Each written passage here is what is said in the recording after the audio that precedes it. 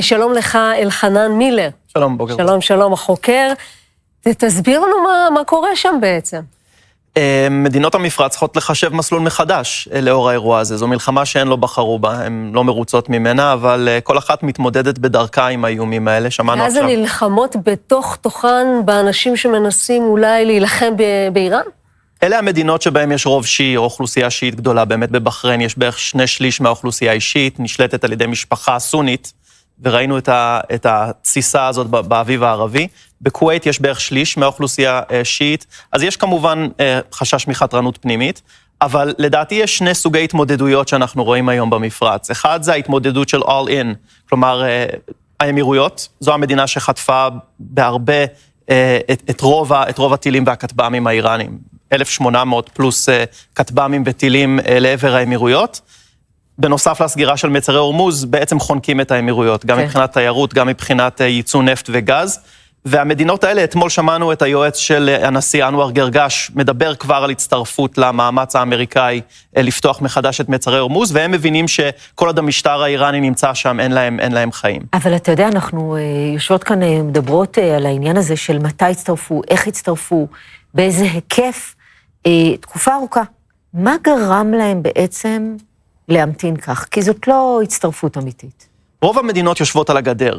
יש בעצם שני קצוות, הייתי אומר, האמירויות זה האחד, הקטר היא הקצה השני, שמענו אתמול את דובר שר החוץ, מג'ד אנסארי, מדבר דווקא על אי הישענות על ארצות הברית, ועל ישראל כאיום שמקביל לאיום האיראני, ושצריך להישען יותר על אירופה ויותר על כוח ערבי. אבל הם על הגדר כבר כמעט 3 שבועות. נכון, השאלה הגדולה היא המדינות האחרות הגדולות, סעודיה בראשן, שאנחנו בעיקר שומעים שתיקה. למה למשל סעודיה רוצה פחות להתערב בעניין הזה? הרי בסך הכל אנחנו מדברות על מצב שבו איראן יורה טילים לשטחם, כטב"מים, הרבה מאוד. לדעתי החשש הגדול הוא שארצות הברית פשוט תיסוג בן לילה מהסיפור, טראמפ יכריז שהסיפור נגמר, ואז הם יהיו לצד מדינה כועסת מאוד, זוהמת, חסרת שליטה כמו איראן, ואז הם יצטרכו להתמודד. אתמול נכנסתי במקרה לאתר של שרק אל-אוסט, העיתון הסעודי, ואני רואה שהם מדווחים על הפגיעות שלהם כך, פגיעה בחוק הבינלאומי, ופגיעה ביחסי השכנות הטובה. כלומר, הייתה איזושהי ציפייה סעודית. זה כמו שמישהו יבוא אליך הביתה וירסס את כולם, ותגיד, אבל הוא פשוט שבר את הגדר כשהוא נכנס. היה איזו ציפייה להסכם ג'נטלמני, כלומר, לזה שהם לא רצו מלחמה, היא נכפתה עליהם, ולכן איראן תחוס עליהם, אבל הם בעצם חיו על סיפו של הר געש, וכשההר געש הזה בסוף התפרץ עליהם, הם הופתעו, אבל אני חושב שהם הופתעו מעוצמת הפגיעה שהם חווים. כן, השאלה אם בעניין הזה הייתה גם איזושהי תקווה בישראל, שלמשל לגבי סעודיה, זה יקדם לנורמליזציה כלשהי או לשיח. אז לפי מה שאתה אומר, אנחנו לא שם. אני חושב שחצינו את הרוביקון מהבחינה הזאת.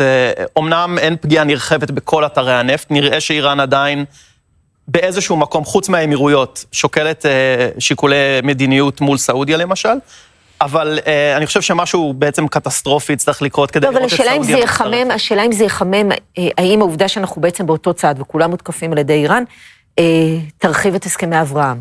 מה שירחיב זה, אני חושב, בסוף נפילה של המשטר. כלומר, כל עוד המשטר עומד, המדינות האלה הם יהיו על הגדר. שמענו באמת את גרגש, האמירותי אומר אתמול שזה יקרב את מדינות המפרץ לישראל. הוא אמר את זה במפורש. ובינתיים זה נוח להם כשהן עומדות על הגדר, שישראל וארצות הברית תעשה את העבודה המלוכלכת. ברור, אבל לא נוח להם שהן חוטפות טילים, אני באמת מאמין שהן רוצות שארצות הברית תסיים את המלאכה וישראל יגמרו עם המשטר הזה, אבל הן לא רוצות להיות אלה שיעשו. תמיד נוח שמישהו עושה בשביל.